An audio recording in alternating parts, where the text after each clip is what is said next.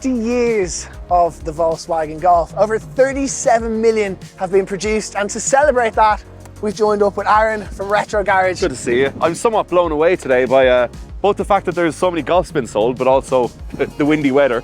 Exactly, so today we're going to take a look down the history of the Golf, why they're so popular, and also a little bit more into GTIs, which I think we both adore. Yeah, I think there's something special about GTIs, and here we have two very different generations of GTI. The Mark 8.5 on my right and the Mark 3 on my left. 2-litre turbocharged front-wheel drive and 2-litre 16-valve naturally aspirated front-wheel drive as well. The Golf has been popular all over the world, but it's really resonated with the Irish driver. In fact, as of right now, there are currently 186,000 Golfs registered on Irish roads. Which, when you consider the fact that there was almost 250,000 Golfs of all generations registered in Ireland over all time, that's a really high survival rate. That just goes to show how reliable they are, and I think that's partly why Irish people love them. But Aaron, why is it that you think that Irish people just seem to adore Golfs? I think it's a testament to just how versatile Golf is as a product, regardless of generation. The fact that you have everything from the base spec that my grandfather had many generations of, to these, the GTI, the car for the performance-orientated buyer. So where did it all begin? Well, in March 1974, we got the Mark 1 Golf. It was the successor to the Beetle, which has sold over 21 million cars worldwide. It was particularly popular because it had rear boot space, it had folding seats, and it was safer than any Beetle ever built. With almost 7 million Mark 1s produced, it was time to evolve, and along came the Mark 2 in 1983. There was some brilliant advancements, most noticeably of which was the anti-lock brakes. Onwards and upwards for the German brand, and along came the Mark III. This Mark III GTI is a testament to the enthusiasts that keep Golfs, especially GTI models, alive.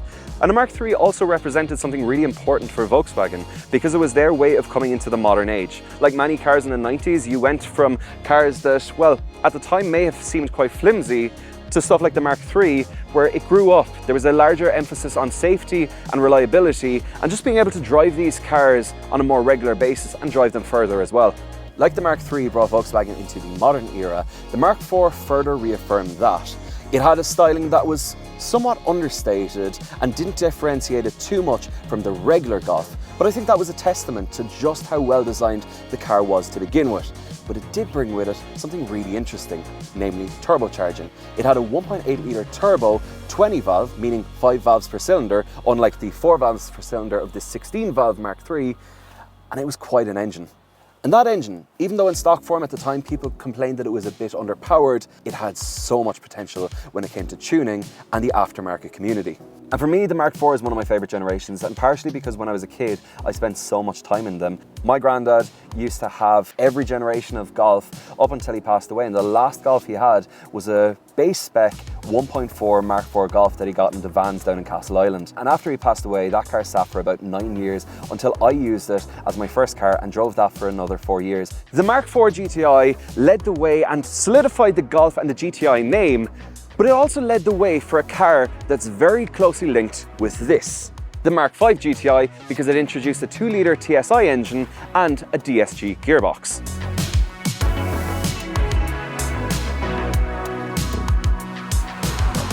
And the combination of those two things produced the perfect GTI. But even in its standard form, the Mark V Golf was one of the best yet. The added safety and of course build quality did make a big difference. However, it was the styling and the upgraded comfort that really separated the Mark V. Then from about 2009, for 3 years, we got the Mark VI. And that's probably all that needs to be said about that, because shortly after, the Mark VII came along, and that was, and still is to this day, one of the most desirable Golfs ever built. Whether it was a diesel, a petrol, or you wanted something fast like a GTI or even a Golf R, there was something for everyone. And it was also the beginning of the MQB chassis, which we now still see on the Mark 8, as well as many other cars in the Volkswagen Group's lineup. And with all that said and done, it leads us to this, the Mark 8, or more specifically the Mark 8.5, which is the facelifted version. Aaron, you can take us for a little bit of a spin in this. Yeah, I think it might be a good idea. It'll get us out of the wind and maybe my hair mightn't look as bad. Yeah, and also it looks like it might rain too.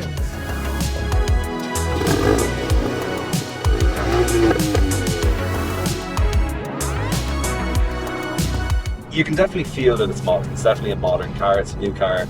I don't necessarily think that's a bad thing. You know, it still feels like a GTI. I think what I mean by that is like you have this blend of power, just enough power that you kind of feel like you're on edge, you're on the limit when you are pushing on. You've less weight in the back because you don't have a four-wheel drive system, like for example a Golf 4, and you know That's what I was going to point out. So that's something that you're definitely not used to. Right, yeah, that definitely is one thing that I don't like about this car is speed warnings, especially when it gets the speed limit wrong. Or sometimes it's 1 kilometre per hour over the limit. It's tiny, tiny margins. I mean, you'll know better than anyone, Aaron. It does still incorporate that GTI feel. There's the tartan seats, and I'm sure the way it drives is very similar in many aspects too.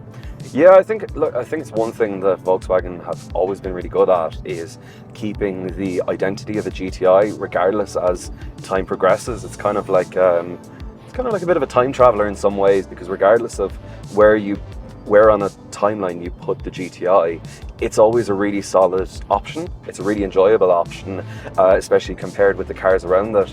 And I like the fact that this is harked back to the original with the tartan seats.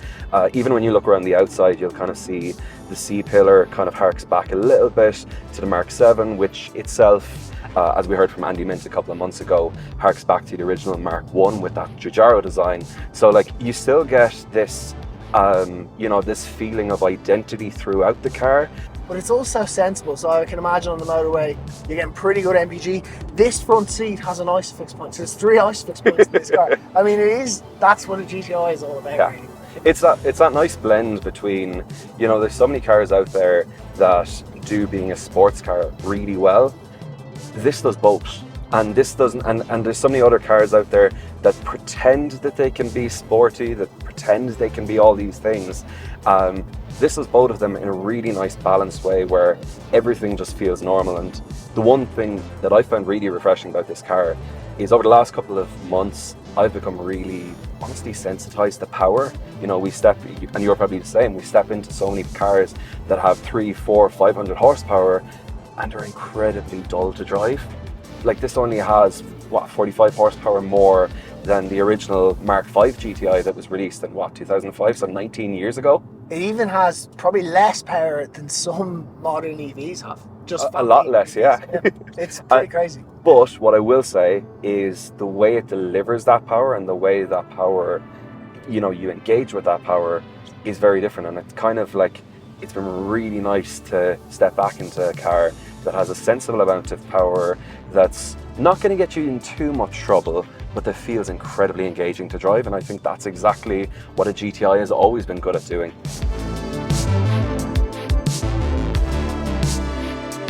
So like the one thing I feel is even in Volkswagen's lineup, I don't think they give the GTI enough credit for what it is. Kind of like, it feels like a mini race car. You feel like you're driving a little sequential gearbox and you can play around with it a little bit. Yeah, it's just something quite fun, and it allows you to not lose focus on the road. I'm very focused on the road right now.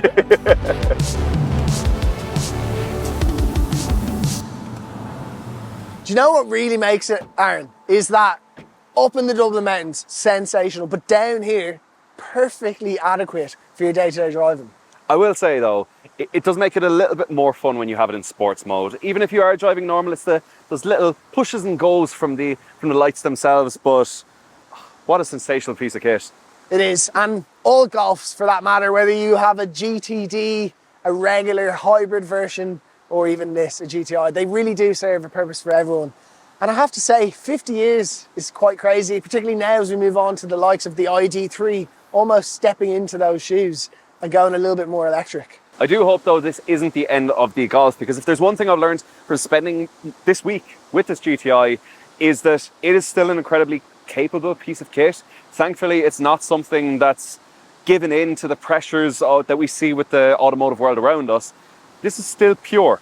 it's still a GTI. There's still a lot that you can kind of feel that is related to the Mark V GTI that introduced that 2-litre turbo and the DSG gearbox, and it's nice to see that here in front of us with a 242 plate.